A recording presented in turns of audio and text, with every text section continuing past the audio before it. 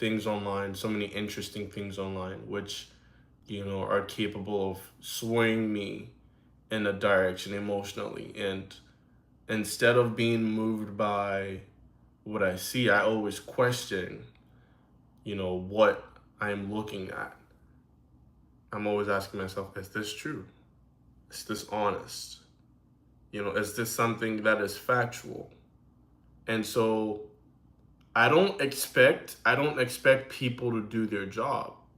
That's just the principle that I live with now, is I don't expect people to do their job. And so if I'm going to allow something to influence me emotionally, I need to at least be very sure that the creator of the thing that I saw, if it was a article, the writer, or if it's a video, the creator, the person that made that video, I need to go and do my own research on that and make sure that what I saw is accurate. So let's bring Elon, for example, because this isn't clickbait. I mean, I put his picture out there for a reason. Um, Elon has space exploration, reusable rockets, electric cars, satellites to bring internet across to remote places. And yet people come online and mock him. They reduce his life's work to a meme or a political label and ignore the contributions that he's made to humanity. Of course, we're all flawed individuals, and there are several things to write home about him. I don't agree with a lot of the stuff he does, but I'm also aware that everything that is happening now is going to shape the next 20 years, the next 30 years, the next 50 years. And there are people that are doing things now that we're going to be talking about in the next 50 years. So we grew up learning about the Albert Einsteins and all these great people that took great risks, for their societies, for their communities, the Nelson Mandelas, MLKs. And Elon is actually part of that circle because, believe it or not, if you want to go into space exploration in the next 20 years, you're going to have to learn about Elon. You're going to know about Tesla. You're going to know about SpaceX. These are things that influence society. These are things that are going to add to society. And because of social media, of course, the negative aspects of social media, we're able to easily disrespect people that are creating, people that are putting serious sacrifices, putting their life on the line to better humanity. And the sad reality is, most of the time, some of these people that we criticize, we haven't even accomplished a percentage of the things that they've done. I wouldn't dare. I personally wouldn't even dare to do that. You know, we have a community of a 40 hour work week, right? Keeping it balanced. But some of these people that we go after are not living a balanced life. And of course, we didn't ask them to live that, but these are sacrifices that they've chosen to live by just because they have certain goals, certain aspirations, and they just keep going. They just keep, no matter what, they're relentless. And so why would I think, or why would you think that it's okay to sit online,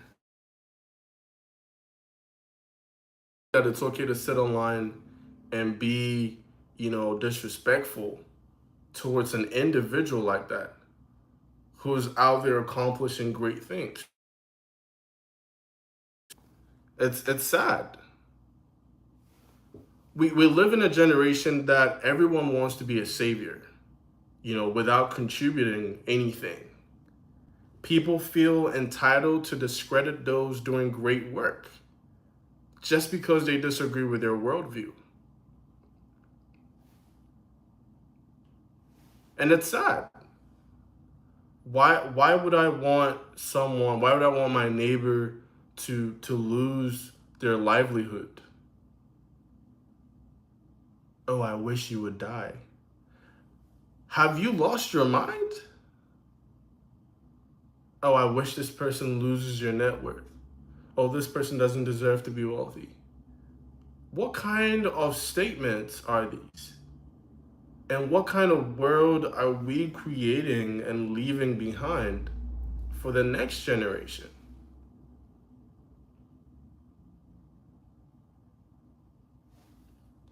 Yesterday, one of the things I said, and this is one of my personal theories, is the world has seen so much advancement because different people thought differently.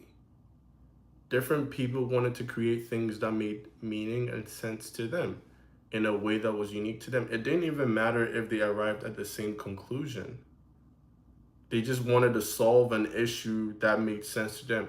They wanted to try something else that was different from what we already knew and had accepted. And that is why the world has seen so much advancement. So if you're an individual and you think that everyone has to think the same way you do, you think that the whole world revolves around the little bubble you live in, that's flawed. And we can't live an emotionally led life. We can't. And the reason why we can't do that because an emotionally led life is a selfish life. It's a life that is all about me. It's more about me and less about the other person. Think about this. Think about this.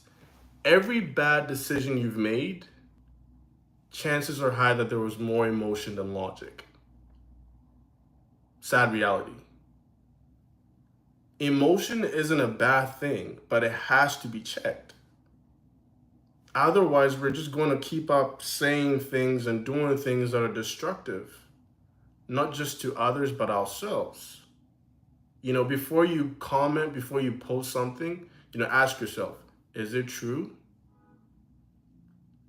Did I fact check this? Did I do enough research on this? Is it honest? Is it harmful? Is it helpful? Am I just reacting? Who is this message going to benefit? If we can do these things, if we can ask ourselves these questions when we're online, we're going to make the social media presence a better place for the people who are surrounding us or the people that we interact with online. But if we don't ask ourselves these questions, then we're more than likely going to just react emotionally to every single thing that we see. And the truth be told, anyone that is able to influence the way you feel has power over you. It's not about just lashing out. It's, allow your emotions, allow yourself to feel, but feel with purpose, feel with intention. And hopefully that doesn't, you know, hopefully that doesn't throw you off. Emotions are not evil, but channel your emotions in the right way. After you've done your research, after you've taken time to listen, to hear the 5 minutes, 10 minutes of research, if you see a 30-second clip, which is very controversial, but also very problematic, and let's say the video is about maybe the full context of the video is about 30 minutes long, try to watch at least 10 or 15 minutes. Make an effort. And in the end, you realize how much, you've saved yourself from being annoyed and upset over nothing. And the reason why I'm able to share this is because this hits home. Some years ago, I used to wake up every day and the first thing I would do was, there was a particular page I was following on Instagram. And I would wake up early and I'd go straight to that page. Before I did anything else, I'd go straight to that page because it almost felt like I had this connection with finding out that there was like some negative news or something bad going on to refuel what I already had on the inside. And I was like, no, I can't live like this. So I stopped. I stopped doing that. I unfollowed the page for a long while and I was like, yeah, like see how much my life has become peaceful because I'm not giving in to these things and I'm not constantly looking for things that are just going to stir me up. we're in a stage that I call the handing over stage. So the baton, right? When you're running, yeah, handing over baton, yes. Our generation is passing off values, ideas, and behavior to the next generation. So if we keep promoting this kind of cancerous culture, this entitlement, this moral superiority, this disrespect, we are setting up the next generation to fail. Dreamers, dreamers are going to stop dreaming. Builders will stop building. People won't create because they feel like, oh, if I go out and I do something, I'm just going to get attacked. You know, can you imagine a world where you've made sacrifices, you've done positive things for yourself and your family to put yourself and your family in a position to succeed, and somebody somewhere feels like you don't deserve to have what you have? Well, of course, your opinion doesn't matter, but it's problematic, and it's a very troubling thing to think about when there's more and more people that feel and think that way. Even to the point that sometimes they might even go to the extent of doing you harm because they feel that way. And what kind of world are we creating for the next generation?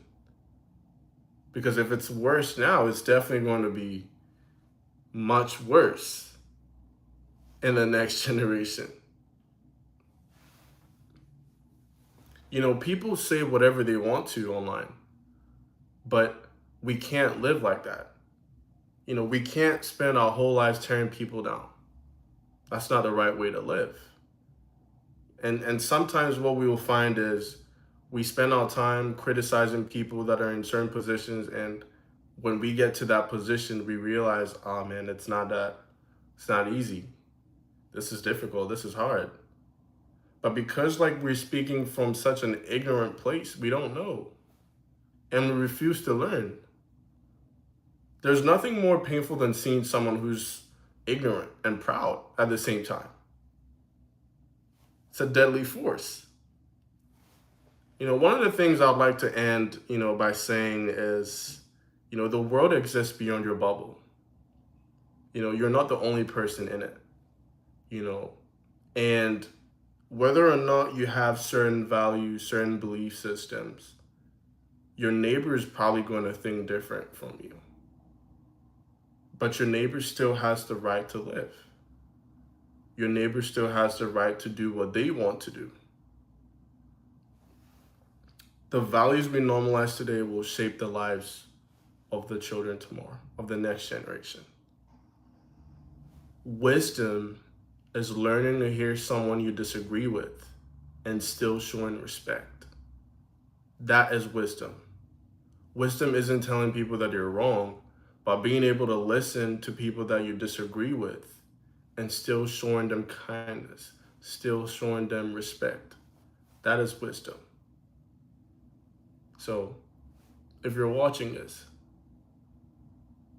my hope to you, my hope to the people you're surrounded by, to your community, to your friends, your family, let's not be moved by our emotions.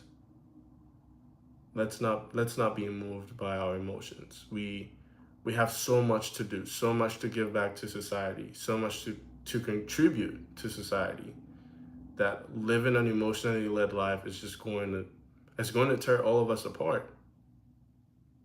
And we will never really understand the pain and sacrifices that certain people go through until we're in that position. And it sounds crazy, but I don't expect to have the same results as someone who's working 80 hours per week, building something great. It's not fair. I don't want that. And I did a live stream yesterday where I was talking about how certain people are going to be left behind. What kind of emotionally led society are we going to be in where we want to allow people to have the same kind of results and finances as everybody else, as an equal playing field. And certain people are just not willing to put in the work. And if someone is building a business, if someone is building, an organization, something great, and is spending 80 hours, 90 hours, has no work-life balance, I don't expect to have the same kind of results as them if I'm working half the amount of hours. Of course, if I'm smarter, then great. But if they're willing to put this much sacrifice into something they believe in, and I'm not doing the same, I don't want to have the same results that they have. I'm against that. And you should too. So this shouldn't be like a topic for contention. This shouldn't be something that, we say, oh, they should all be the same, and, allow our emotions to, get us out of reality, because a lot of us need a reality check.